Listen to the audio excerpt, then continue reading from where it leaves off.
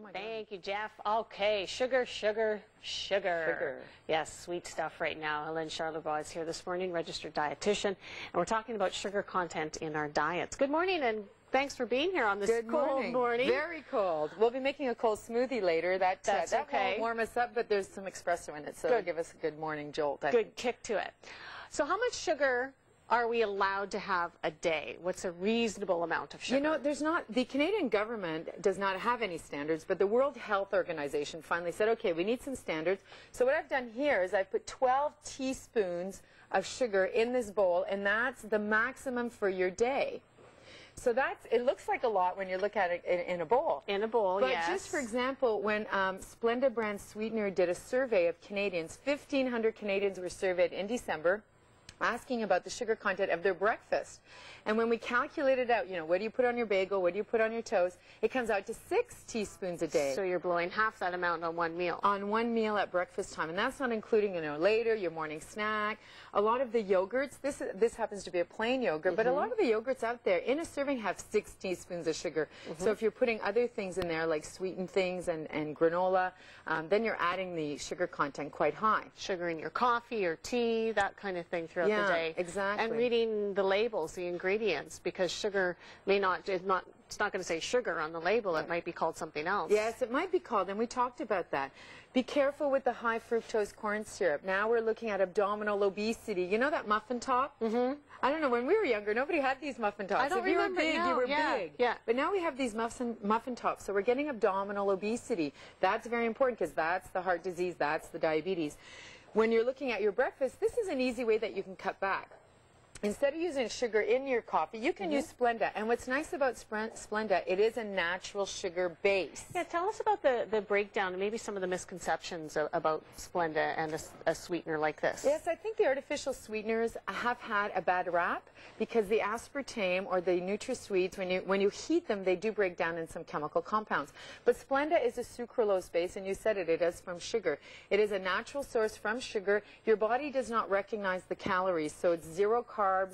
Great for diabetic diets, great for those low-carb diets that people, and you know, any little bit counts. So for example, at breakfast time, it's usually toast and coffee. The average Canadian has at least 2.5 cups of coffee, I believe it is. So they're putting 1.6 teaspoons of sugar per coffee on average. On average, The highest consumption is in Quebec.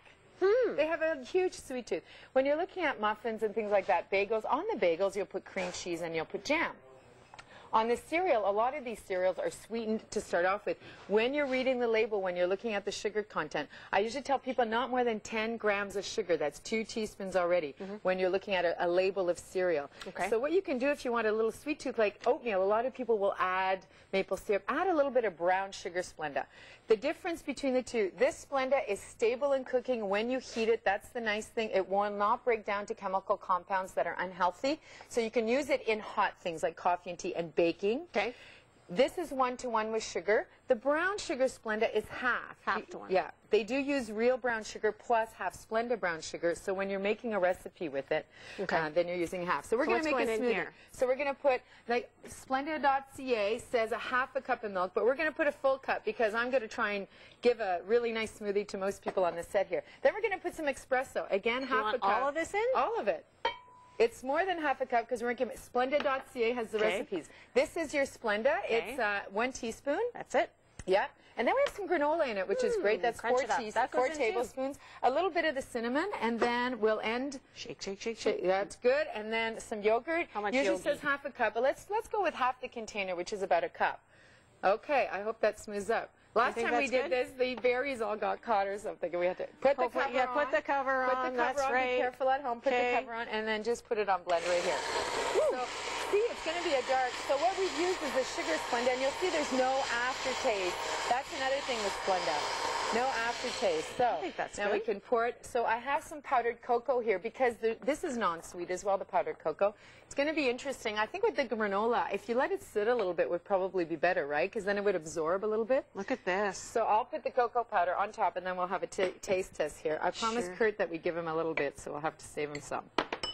Pour 3 glasses here. So with the natural yogurt, and I got some probiotic yogurt this morning, which is great, and I think I tasted it at home. Mine was really good. Let's hope we've had the same Splenda.ca. Splenda.ca. Woo! It needs a little more blending. I think so. Yeah. Just a bit. Because of the coffee grinds. We didn't blend it enough, but it's what very a good. kick to it, though. That's tasty. Yes, I think if you blend it more, it'll be better. And there's tons of recipes on the website that they can, and they're really good recipes. I made some granola bars the other day. They're very nice. Ellen, thanks for being here this morning. You're welcome. You gave me a kickstart to my morning. We might want to throw it back in there and just blend it. We'll be back right after this. Don't go away. This. We'll blend her up some more. You know what happens?